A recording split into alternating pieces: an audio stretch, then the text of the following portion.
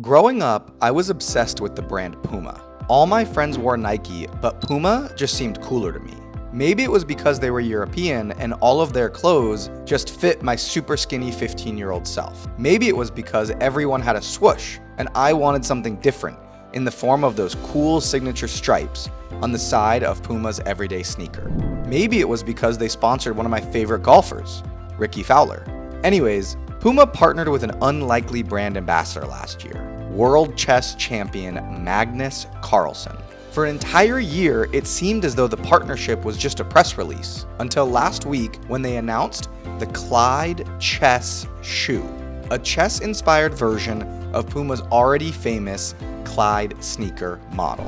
You see, Puma's Clyde shoe was first introduced in 1973 as a partnership with New York Knicks point guard Walt Frazier, whose nickname was Clyde thanks to his super stylish off-the-court fashion sense. That shoe quickly became one of the best-selling sports shoes of all time. Today, Puma still sells a ton of Clyde shoes, but their latest edition, the Clyde Chess, is particularly interesting. It makes sense for a global athletics fashion brand to partner with a basketball star. Roughly 10 million people watch the NBA Finals every year, but to sponsor a chess champion, let alone create a product with them, only 300,000 people tune into the chess championships every year.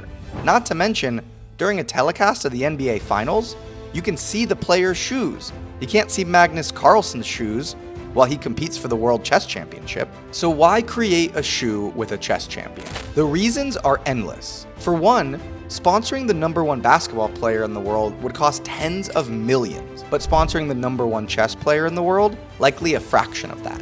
Also, you'll save on fulfillment costs because you won't expect to sell as many of the product for the chess shoe as you would for a basketball shoe. Not to mention, you tap into a whole community versus just the fans of one member of that community. For example, when Nike partners with Steph Curry to make a shoe, it's not enough to just be a basketball fan to get you to buy the shoes. You are likely only going to buy the Steph Curry shoe if you love Steph Curry. If he doesn't play for your team, or if you don't love Steph Curry, there are tons of other basketball shoes you could buy. But since the Clyde Chess is the only chess shoe in the game, even if you prefer a different chess player to Magnus, you still might buy the shoe because it has a chess motif. By going smaller, you're actually tapping into something way bigger. As you know, I'm a huge fan of partnering with brand ambassadors and influencers that may seem a bit out of left field, but I am an even bigger fan of collaborating with them on a product. Let's walk through 3 examples of how you can take advantage of this. Number 1. If you sell an e-commerce product and the example that I just gave with Puma wasn't enough for you, say you sell lipstick. Why not partner with an Olympic swimmer to make a swim-inspired lipstick?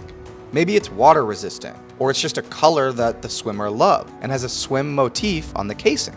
The possibilities are endless. If you're in software and sell SaaS, say you sell a data analytics platform for marketers. Perhaps you partner with a marketing influencer, cough cough, wink wink, to build out a special feature and include a video of that influencer walking through how they use that feature inside of your SaaS. If you're an agency owner, this one can be a bit tricky, but the growth hack could still work. If you run a Facebook ads agency for e-commerce brands, partner with a Facebook ads creative specialist who has a following, like Social Savannah on Twitter, to create a course walking through how your agency runs ads and how that creative specialist optimizes ad creatives. Together, by promoting the course, it's an extra way to make money, grow your brand awareness of your agency, and you could eventually upsell all the course creators into a full-fledged agency retainer.